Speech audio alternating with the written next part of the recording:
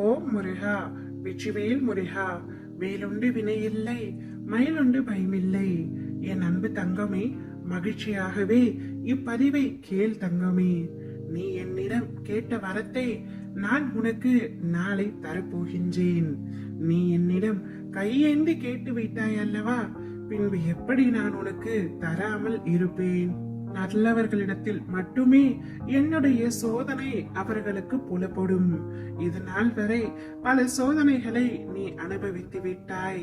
சிட்டுக்குருவியின் காலில் நூலை கட்டி இழுத்து வருவதை போல உன்னை என்னுடைய ஆலயத்திற்கு இழுத்து வந்து விட்டேன் தங்கமே.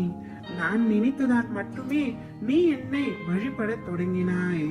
இன்றோடு உன்னுடைய தேடல் நேரம் அனைத்தும் முடிவடைந்தது. இனி புதிய வாய்ப்புகள் உன்னை தேடி வரப்போகின்றது. எல்லாமே நன்மையாகவே உனக்கு கைகூட போகின்றது.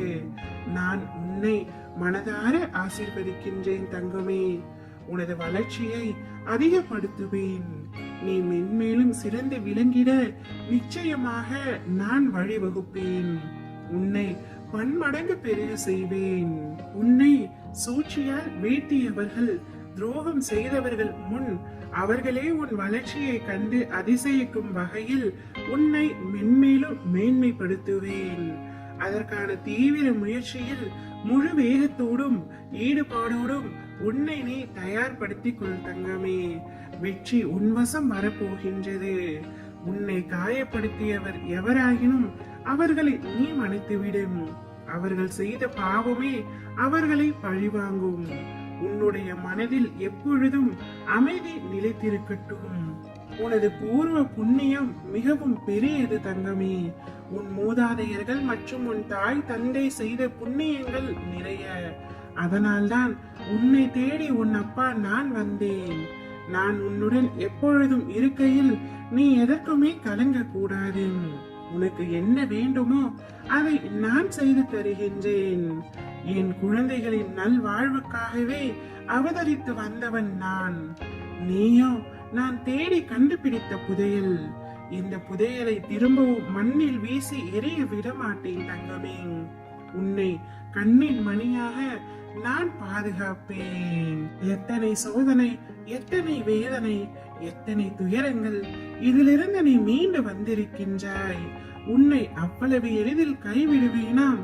இனி நடக்க போவதை பார்த்து வியக்க போகின்றாய்.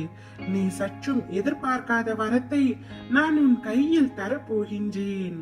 தைரியமாக இரு தங்கமே, நீ ஜெயிக்க போகின்றாய். என்ன நடக்கும் என்ற கவலை உனக்கு வேண்டாம். தெளிந்த மனதோடு இரு.